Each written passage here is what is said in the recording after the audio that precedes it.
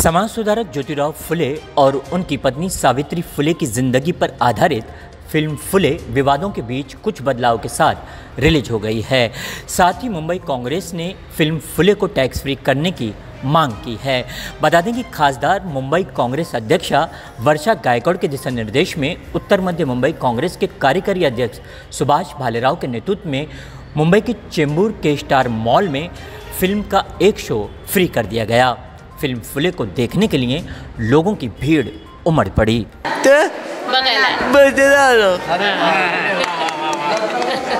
शिक्षण दिलं ते महत्त्वाचं।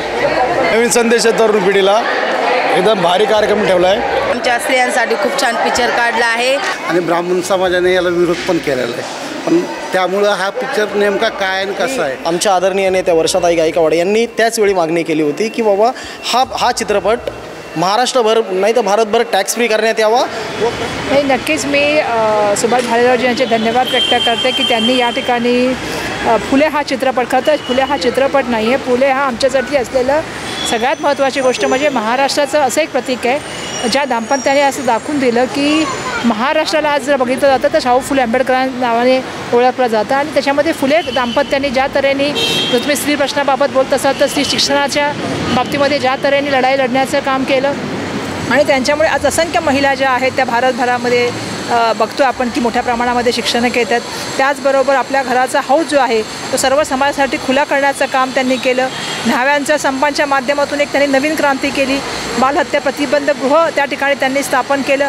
त्यांचं पूर्ण जीवन जे आहे ते समाजाला प्रेरणा देणारे आणि त्यांचं जीवन हे जे आहे ते मोठ्या प्रमाणामध्ये प्रतिकूल परिस्थितीमध्ये लोकांबरोबर उभारण्याचं काम त्यांनी केलेलं आहे आणि म्हणून त्यांच्या जीवनक्रमाच्या माध्यमातून सातत्याने प्रेरणा मिळण्याचं काम झालेलं आहे।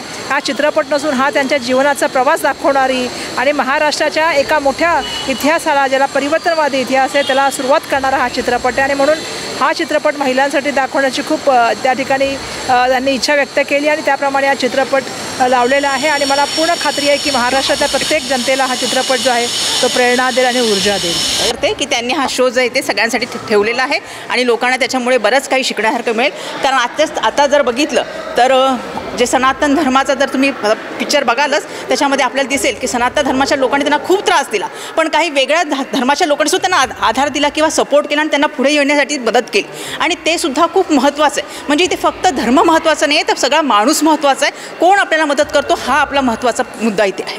की स्त्री शिक्षणाचा पाया असताना आणि शिक्षण देताना महात्मा फुले, सावित्रीबाई फुले यांना जो त्रास झाला त्यावेळी त्यातून त्यांनी खऱ्या अर्थाने जर शिक्षणाचा पाया कोणी रचला असेल, आपल्या सर्वांना माहिती आहे की महात्मा फुलेजींनी आणि सावित्रीबाईंनी रचलेला आहे। त्यांचा खरा इतिहास फुले चित्रपटाच्या माध्यमातून आज लोकांसमोर येत आहे आणि आमच्या आदरणीय नेत्या वर्षाताई गायकवाड यांनी त्याच वेळी मागणी केली होती की बाबा हा चित्रपट महाराष्ट्रभर नाही तर भारतभर टॅक्स फ्री करण्यात यावा व प्रत्येक शाळेमध्ये हा दाखवण्यात यावा की जो त्यांचा खरा इतिहास आज महाराष्ट्राला बघायला मिळेल। आणि खूप चांगलं नियोजन आहे। खरं तर आजच्या पिढीला या पिक्चरची खास गरज आहे। आज आमचे मित्र सुभाष भालेरावांनी वर्षाताई गायकवाड मुंबई अध्यक्ष आणि खासदार यांच्या मार्गदर्शनाखाली आज या ठिकाणी एक स्पेशल शो ठेवलेला आहे।